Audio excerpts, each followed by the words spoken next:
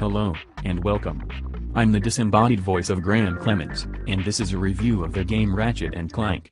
A game that went on to spawn a franchise that included 15 sequels, an anime series, and even a movie based on this first game. The game was created by Insomniac, for Sony Computer Entertainment and released in the US, Australia and Europe in November 2002, initially for PlayStation 2, but it can be played on PlayStation 3 HD and PlayStation Vita HD. It is a combined action, adventure platformer and third-person shooter game. For those who don't know what a platformer game is, it is one with a lot of jumping around onto different platforms.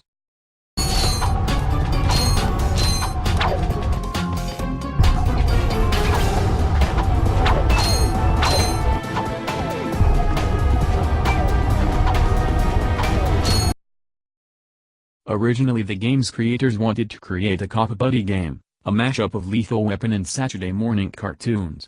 They were also inspired by Marvin the Martian, Star Wars, Iron Giant, Super Mario 64 and The Legend of Zelda. The two main characters are Ratchet, a lombax, that are feline like aliens. He is a mechanic, sarcastic and self-centered, and Clank, a small naive robot, who has just come off the production line.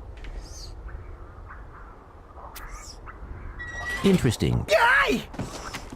You're quite handy with your wrench. You bet. I built that ship with it. Currently I'm in search of someone who could be of assistance in saving the solar system. Do you know where I might find that fellow?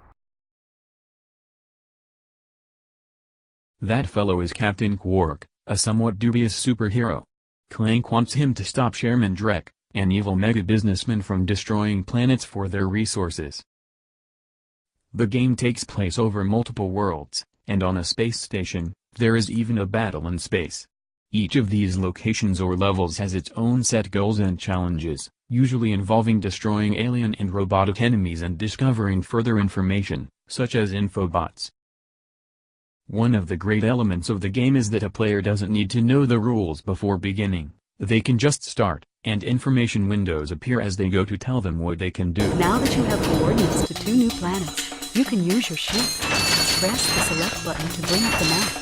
Your ship is marked with a star. The game is very much rule-based, with the player only allowed to do certain things with the characters. But there is room to explore the worlds. As a mechanic, Ratchet has a very handy wrench, an Omni wrench, which is very useful for smashing things, like crates, aliens and hostile robots. One of the many fun elements of the game is using various weapons like a bomb glove, blaster, suck cannon and morpho ray.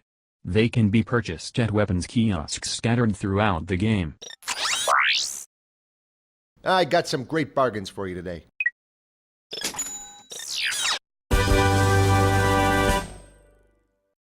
The game's action display is simple.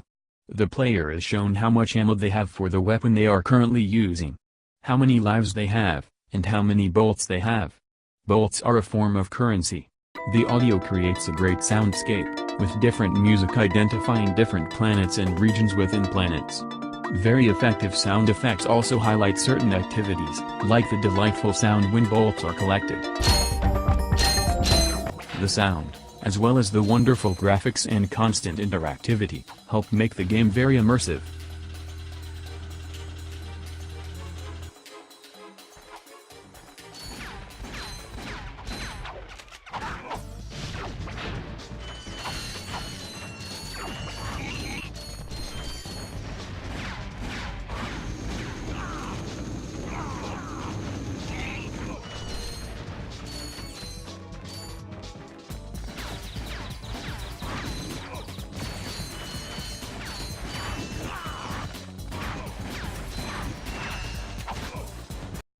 The game does not have a lot of narration.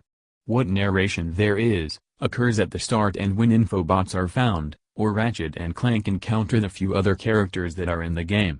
But who wants narration, when you can run around smashing things? And save worlds while doing so? Overall, Ratchet and Clank is an excellent game. It has great graphics, sound that creates an impressive soundscape, as well as wonderful gameplay, that all but guarantees fully immersive play. It is a ruled world, with little narration, but the rush of action will have most people heading for the next fight, and game in the franchise.